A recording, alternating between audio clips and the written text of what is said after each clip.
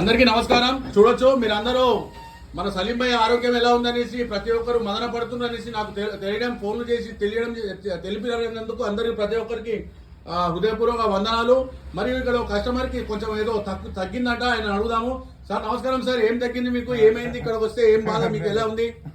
కొంచెము బోటి తగ్గింది సార్, అంటే ఏం లేదు. కొంచెము బోటి తగ్గింది. సలీం గారు ఏంటిది, మీరు ప్రతి ఒక్కరు ఎంతో దూరం నుంచి మీకు ఈ బోటి గురించి వస్తే మీరు బోటి తగ్గింది కస్టమర్ కి తగ్గితే ఆయనకి ఇప్పుడు ఎలా సమాధానం చెప్పండి దీనికి?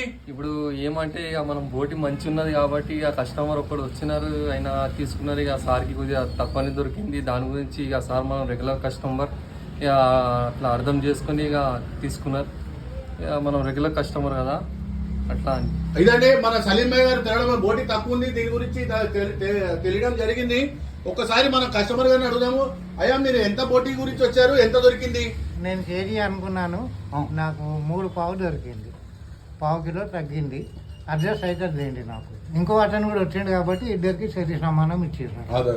ఇదండి కస్టమర్లు ఎక్కువ రావడం వల్ల మన సలీం భాయ్ కొట్టుమిట్టాడుతున్నాడు.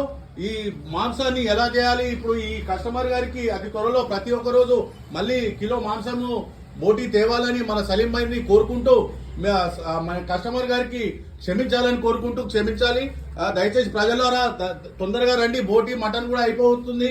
ఇక్కడికి వచ్చి కమ్మటి ముక్కలు తినాలని కోరుకుంటూ సెలవు తీసుకుంటున్నాను.